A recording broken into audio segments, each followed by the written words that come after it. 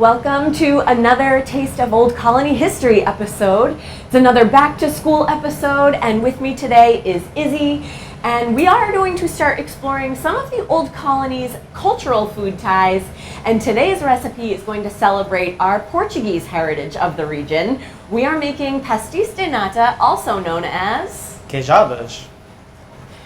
All right, so we're going to get started on our dough first, and we are going to mix this all up in our stand mixer.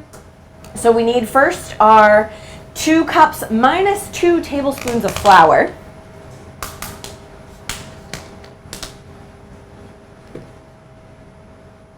A 1/4 teaspoon of salt. And then 3/4 plus 2 tablespoons of water.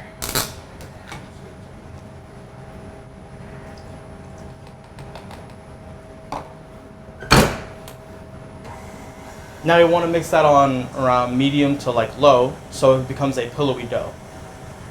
You can turn it up too if you feel comfortable enough.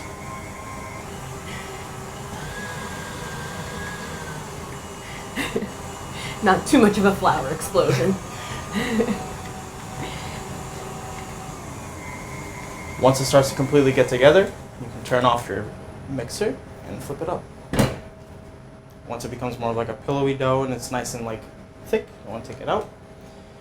And you want to flour your surface down so nothing sticks to the table. And you want to make sure you put it all together into a nice formed dough. Get rid of that stickiness.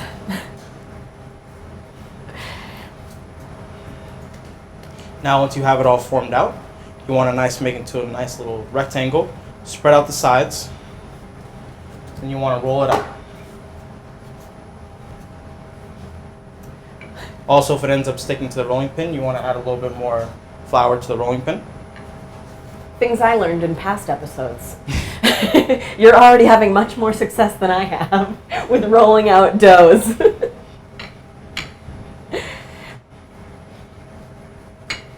Now you can fold it back on top of itself so you can get a nice, more of a uniform shape. And then with that, you can move it over to the side. It's alright if it comes apart here and there, but it'll come back together once it's fully done. We're rolling with it.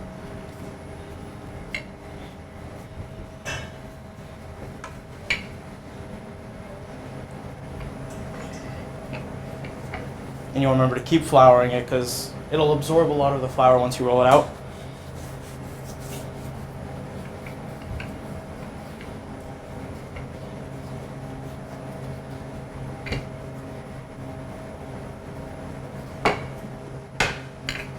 Now you just want to fix up the edges, make it look nice and pretty. Reshape it. Then once it's out like this, you want to grab your butter, and you want to put a nice coat all around. This butter has softened up to room temperature and we've stirred it up so it's super smooth. It's going on nice and easy.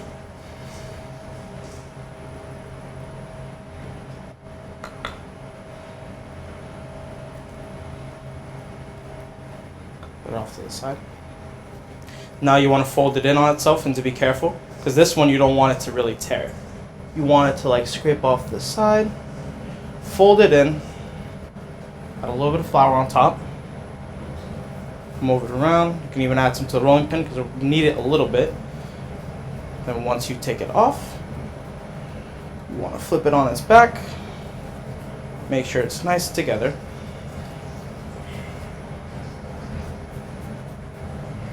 Now you can roll it into a nice little rectangle, shape it up a little bit.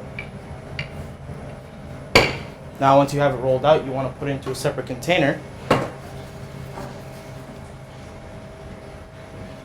and let it rest overnight. Preferably saran wrapped or covered if you have one, so you want it to let it rest. So we're moving on to the custard making step of this recipe. To get started, I am going to combine 3 tablespoons of flour with 1/4 cup of our milk. We need a total of 1 1/4 cups divided. So part of that is going to start, and then Izzy is going to do the syrup and the hot milk portion. So you want to tell us what we need for that? Right. So when we make into the syrup, we want to add the 2/3 cup of water into the container.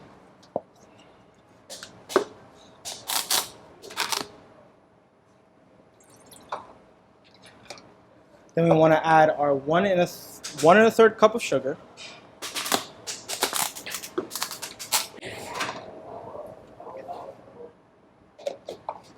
And our 1 stick of cinnamon. These guys up. But since it was so large, we just broke it up into 2 halves. Big cinnamon stick.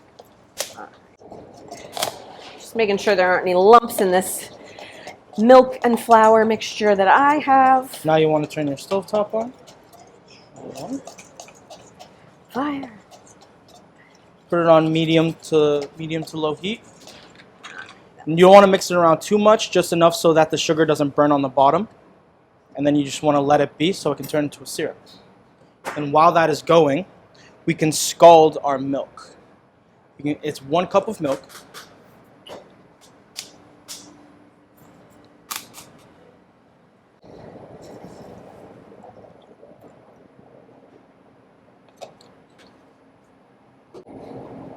Now we want to turn that one on low as well because you don't want to burn the milk.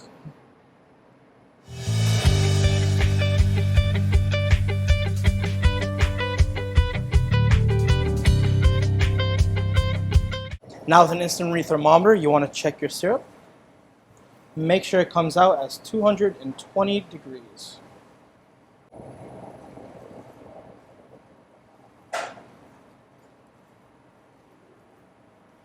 As 220. Put it back in here. Now with our scalded milk, we want to add it to the milk mixture over here, making sure we whisk it together.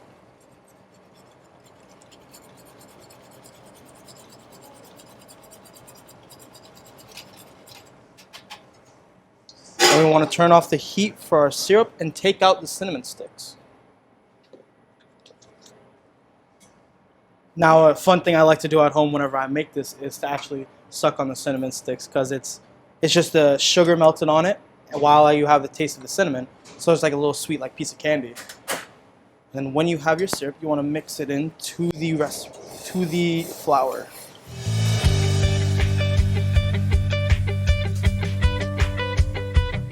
When your syrup is fully incorporated into the mixture, you want to start adding your vanilla extract. Half a teaspoon. Mix it together.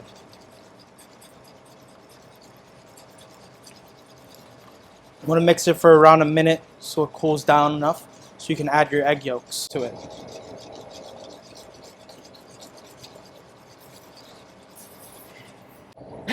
Now you have your 6 egg yolks whisked together. You want to slowly add them to your mixture because since it's hot, if you add it too fast, the eggs will start to actually cook. Now once you add in all your egg yolks, you want to strain it out into a separate container to make sure you don't have any of the egg whites that were cooked inside.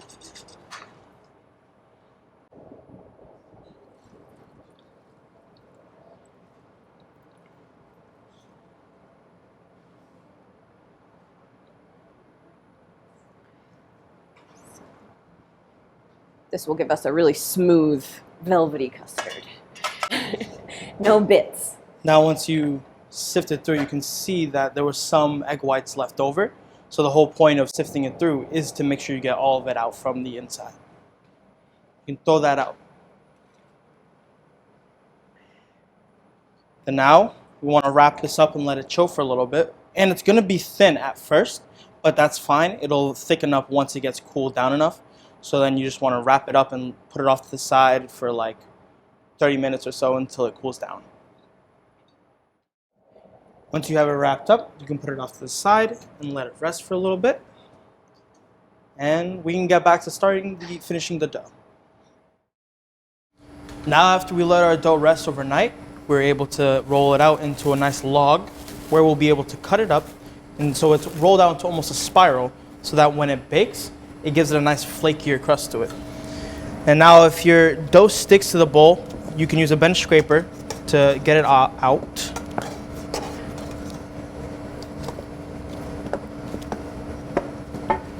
And now you have your dough. You can put this off to the side. Thank you. And make sure you want to flour your surface so that nothing sticks. Because even though it rested overnight, it'll still stick once it's rolled out. You also want to flour up your rolling pin. Make sure you get all the way around. Once you have all the flour on, you want to put your dough on here. You want it long side out, so then once it comes out, you can move it around and roll it so it doesn't come out extremely thick, and when it cooks, it won't be as like bready. So you can roll it out.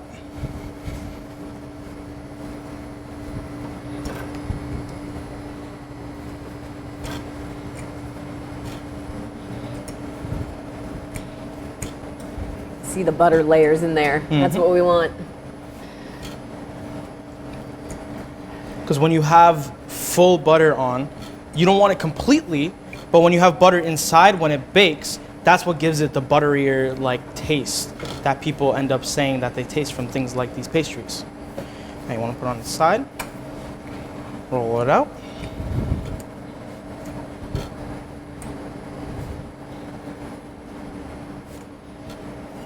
Move that over.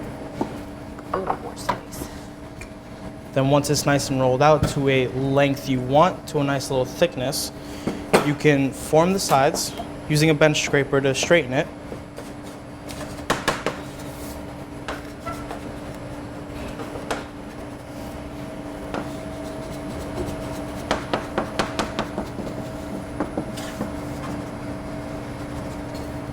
Now that you have that all set, you can start rolling it. So I'm gonna do it from here.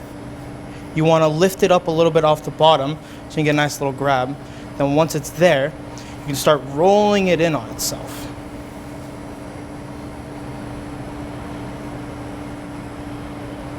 Then once you have a nice log like this, you can pinch off the sides so they're nice and uniform. Roll it over. Now you have your nice log. You can bring it over to your cutting board and make sure you have something under it so it doesn't slide, like a nice damp paper towel. And when you cut these out, you want them to be about 2 finger lengths apart from each other. So you can do it there. You want to use a serrated knife, because if you use a straight knife, it could end up ruining the dough and cause it to become stringier. So you can end up marking. Make it easier.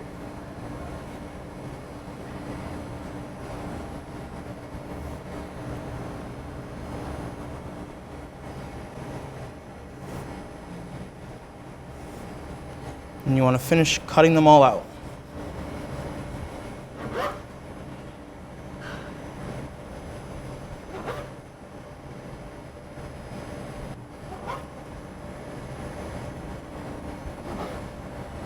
Now they look almost like cinnamon rolls once you have them out like this.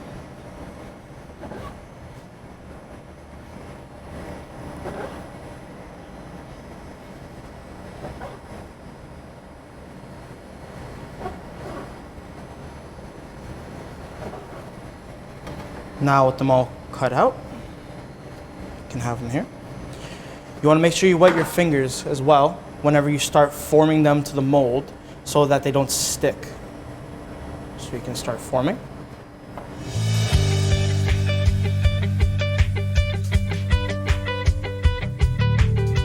So they're going in spiral facing up so that when you press them out, that flaky layered quality goes all the way throughout it. Perfect. Now you can have some that will be smaller than others and some that are thicker. And for those, you just want to make sure you get the thicker ones more layered out, and the smaller ones, you want to make sure they fill up as much as they can.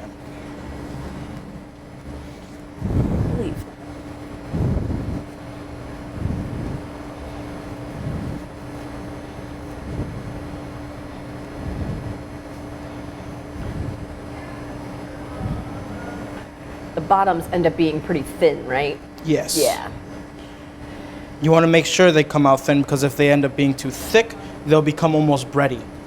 Pastéis de nata is the plural form of these custard tarts, but the singular form they're called pastéis de nata. People mostly call them queijadas. As of recently, they've become more of a common dessert for people to eat at home, at family gatherings, and it's just something everyone can enjoy at home with family. Once we're done mapping out the dough, making sure that it's all set, we want to start adding our custard, putting it 3/4 of the way up so that it doesn't overflow when it bakes.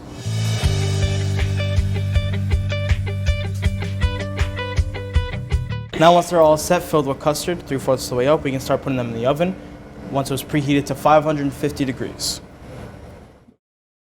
After they've been in the oven for about 15 minutes at around 550 degrees, they can come out and they look nice and crisp.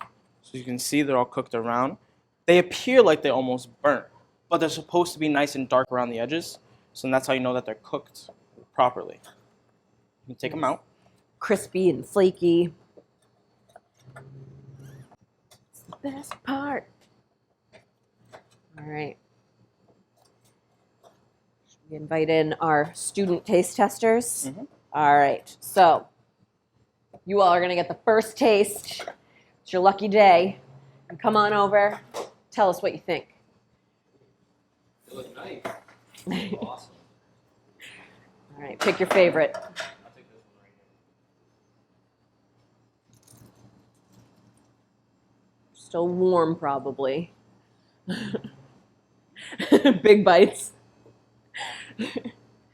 Heard a nice crunch when you bit into them, so that's a good sign. Crunch. Soft on the inside. Pretty good. I gotta take another bite. Yeah. Me too. Going back for a second one, that's a good sign. The texture is amazing. It's very good. I'd probably buy these. Nice flaky crust. Yeah. Velvety custard inside. Mm-hmm. Are they sweet? Yeah.